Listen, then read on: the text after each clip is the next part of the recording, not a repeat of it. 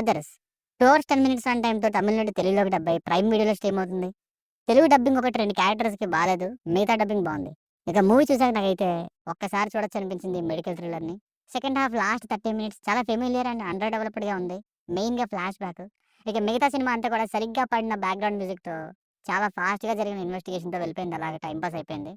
ఎందుకు జరుగుతుంది అనే దానికంటే ఏం జరుగుతుంది అనేది బాగా హ్యాండిల్ చేశారు. ఒక్కొక్క క్లూని పట్టుకొని. అలాగే 'అదర్స్' అనే టైటిల్ ఎందుకు పెట్టారో లాస్ట్‌లో మీనింగ్ చెప్తారు. అక్కడ టైటిల్ వేయడం బావుంది. ప్రీ క్లైమాక్స్ ఫ్లాష్ బ్యాక్‌లో.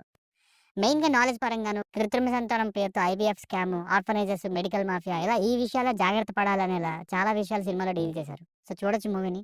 ఇక ఫ్యామిలీతో చూడొచ్చా అంటే కొన్ని ముఖ్యమైన విషయాల్ని ఇబ్బంది పడని విధంగా తీశారు. సో, చూడొచ్చు. ఇక బేసిక్ స్టోరీ లైన్ ఏంటంటే సినిమా ఓపెనింగ్ సీన్‌లోనే ఒక వ్యాన్ యాక్సిడెంట్ అయ్యి ముగ్గురు అమ్మాయిలు ఇంకా అక్కడికొచ్చిన ఒక దొంగ చనిపోతారు. కానీ ఆ వ్యాన్ డ్రైవర్ మాత్రం మిస్ అవుతారు. అసలు ఎలా యాక్సిడెంట్ అయింది? లోపల అమ్మాయిలకేమైంది? ఆ దొంగ ఎవరు? దీని వెనుక దాగున్న అసలు కథ ఏంటి అన్నది స్టోరీ. Plus points. హీరో చాలా పవర్‌ఫుల్‌గా కనిపించారు. ఫస్ట్ ఫిల్మ్ అంటది. లుక్స్ అండ్ పెర్ఫార్మెన్స్ 2 బావున్నాయి. ఇక 96 గేమ్ గౌరీ కిషన్ గారు కూడా హీరో ఫియాన్సీగా చేశారు. విలన్ మరీ భయపెట్టలేదు గానీ అతను కూడా చాలా చేశారు పెర్ఫార్మెన్స్ విషయంలో. స్ట్రెయిట్‌గా స్టోరీలోకి వెళ్ళిపోతారు మూవీ స్టార్టింగ్ నుండే. ఇన్వెస్టిగేషన్ బావుంది. మనం కూడా ఫాలో అయ్యేలా ఉంది ఫ్లోతో పాటు. ఇంకా కొన్ని సీన్స్ విలన్‌తో వచ్చేవి, ఇంకా హీరోయిన్‌ని కాపాడే సీన్ ఇలాంటివి చాలా బావున్నాయి. అండ్ సినిమాలో మరొక బెస్ట్ థింగ్ జబ్రాన్ గారు ఇచ్చిన బ్యాక్‌గ్రౌండ్ స్కోరు సీన్‌కి తగ్గట్టుగా భలే ఉంది వేరియేషను. ఇంకా సినిమాటోగ్రఫీ బావుంది. Minus points. ఇన్వెస్టిగేషన్ అలా లీడ్స్ దొరుకుతూ ఉండడం వల్ల సాగిపోతూ ఉంటుంది. బోర్ కొట్టకుండా. కానీ అబ్బా! ఈ సీన్ భలే ఉందిరా అనేంత థ్రిల్లింగ్ సీన్స్ అయితే పెద్దగా ఉండవండి. 1, 2 అంతే.